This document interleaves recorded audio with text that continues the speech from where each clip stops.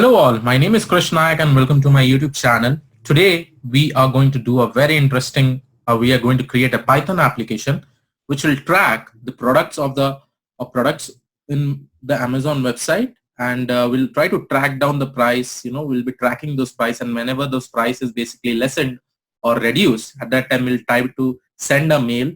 Again, for sending a mail, you require SMTP, but we have some code which will be able to through which you will be able to send the mail through your Gmail account itself. So initially, to begin with, I'm just going to show you one of the product in my Amazon page. So here, this is the camera which I want to buy for my video editing, video recording for my YouTube channel. Now, what is this? The price is quite high, and this is an INR. So what I'll do is that I'll just try to create a Python application which will track this price, and whenever this price comes down, it may send me a mail in my email account, and that will actually help me. Whenever the price reduces, I'll try to buy this particular camera. So to begin with, I have my Python application written in this particular node, Jupyter, and Spider py file. So here is my Amazon_price.py.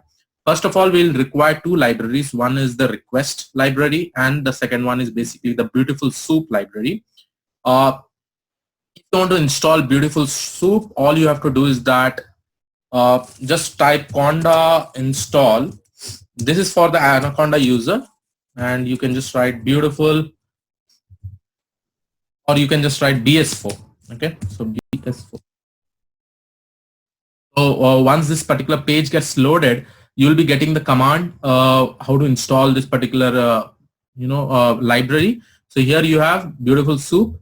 Just click on this. Whatever the commands that you see with respect to this, you just copy that, open your Anaconda prompt, and just try to install this particular library. So you just copy this, open your Anaconda prompt,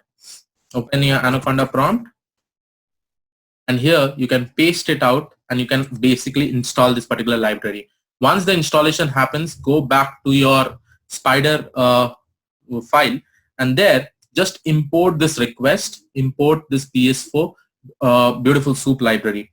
Now the next thing is that I'm basically going to use scrappers, web scraping. First of all, I'll just try to take out the content from this particular page. So this particular page URL is required, so I'll copy this and I'll create a page URL variable where I'll paste the whole URL over here, right? After pasting the URL, the next thing that you'll be requiring is your user agent. Now we'll try to see that how you can actually find out the user agent in your laptop. So currently I'm just using Chrome. You just write user agent of my browser, suppose. As soon as you see this, you just click on the first link. What is my user agent?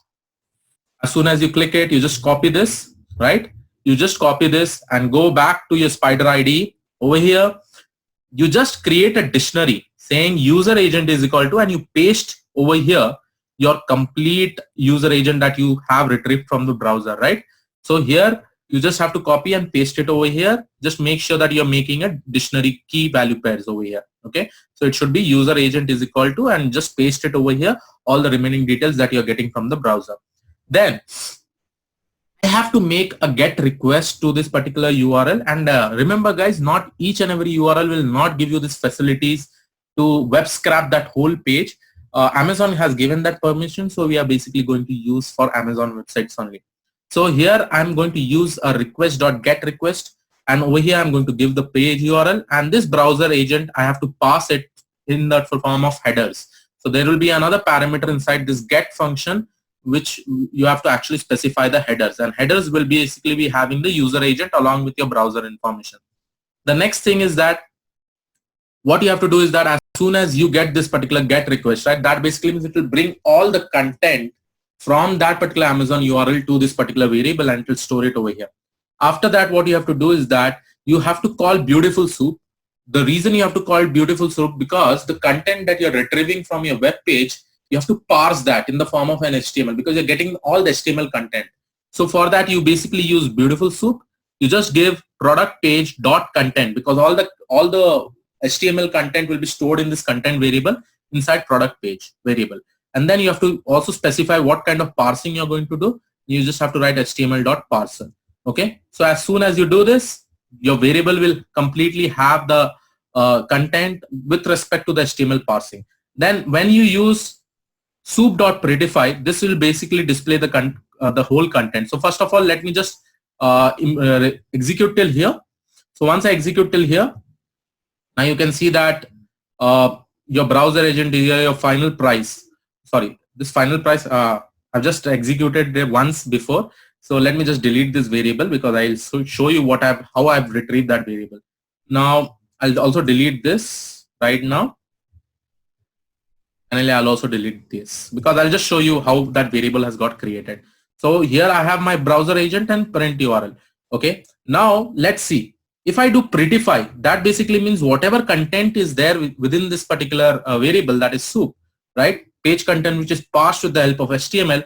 You have to basically use a prettify function which will actually help you to display all the contents that are present inside that particular page. In the right hand side, you can basically see the complete HTML content and how it is basically displayed over here. For that, you basically use prettify function. Now, but our main reason, our main aim is that I need to get this particular price. I can also get this particular title. First, let us go and see that how can I retrieve this title. So what I'll do is that I'll just go and click on inspect. As soon as I click on inspect, I will just go and highlight this particular title. So my ID name is basically product title. What I'm going to do, I'm going to go over here. I'll say soup dot find. When I do dot find, there is a parameters like name and all. So what you can do is that you can press Control I. I think the library over here, I don't have the documentation available in Spider, but if you see it in Jupyter, you'll be able to see it. But what I'll do is that here you have one parameter called as ID. Now this ID should be the same ID that is basically your title ID. Okay, over here you can see the spam ID and you have so much space over here, right? So you can basically take this product title. Now I'm pasting it over here as product title, and you just have to write dot get underscore test. The function will retrieve the text that is present inside this Sony Alpha, this particular title, right? So once you execute this, once you execute this, let's see the page title, whether we are able to get the page title or not. So here I have my page title. You can see that there is enough space over here. The reason the space is here because you also have space over here. You see this? You have a lot of space over here, right? So because of that, that space is coming, but it's okay. We can remove that space by using some Pythonic function, Pythonic inbuilt functions to remove the space itself. But that is not the main reason, right? What I'm trying to achieve over here, I will try to see my price over here. What is the ID of this price? Okay. Oops, I clicked some other button. So let us go ahead and click on this particular price. Now here, when I see the price, this is my ID, price block underscore our price. So what I'm going to do, I'll write soup.find ID. I'll just paste it over here, price block underscore our price. And then I'll be using get underscore text. Now this get underscore text, see, if I execute get underscore text, I will basically be getting this information, right? So this is still a string. See, let me just execute till here. Okay, let me just execute till here. Now here you can see that my product price is basically having this whole string. It is also having this rupee symbol. It is also having this comma, 0.00. These all are in strings. So what I want is that I just want the data which will be our rupees, right? This 66374 without the comma. First of all, let us retrieve this. In order to retrieve this, what I'm doing, since it is a string, I'm basically applying, I'm just giving my upper bound, what should, from which letters I should start. That is from 2, that is from this 6 till the end, that is 4. Okay, not this decimal points, I'll just skip it. So I'll just execute from 2 to 8 from that particular string. So you can see that now I'm having this product price, which is 66,374. This is still in string, guys.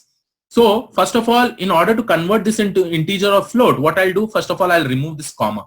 In order to remove this comma, what I can do is that I can take this product price, I'll say dot replace, replacing comma with blank. Okay, so when I replace this comma with blank, you will be able to see that I'm getting my product price, but still this is in string. Now I'll try to convert this into a floating value.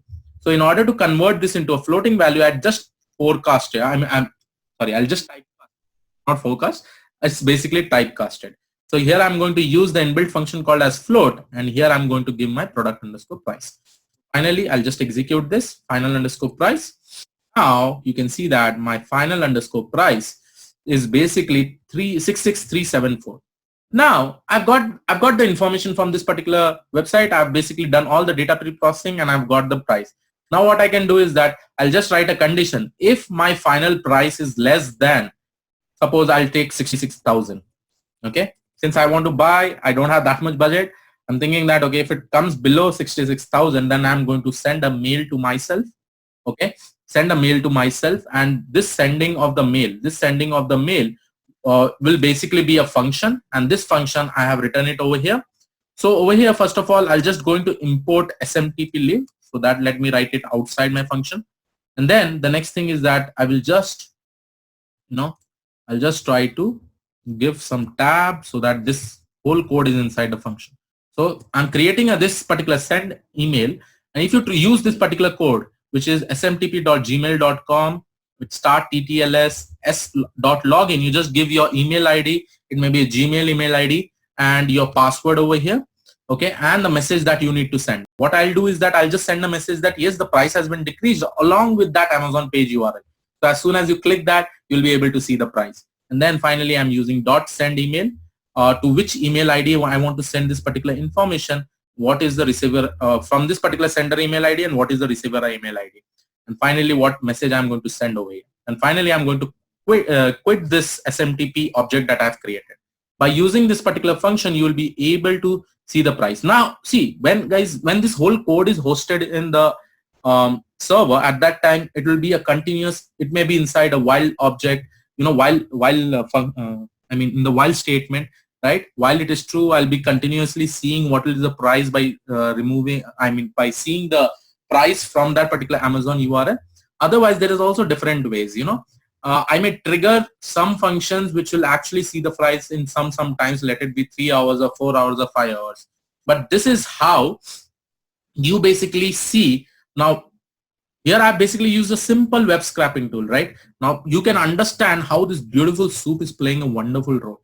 And this is how you track the Amazon price movement. And there are companies who have already created this application. It is working successfully. They continuously, check the price of the products, and whenever there is a cheap product, they'll just try to buy it or provide that as an ads to other users. This kind of movements will also be used in stock price determination. Whenever the stock price is down, at that time there are some automated softwares, which will be able to indicate the shareholders that you have to buy or you have to sell the stocks basically. So I hope you like this particular video. This is how you track the Amazon product prices, and I hope you like this particular video. Make sure you subscribe the channel if you have not already subscribed. I'll see you all in the next video. Have a great day ahead. Thank you one and all. God bless you all.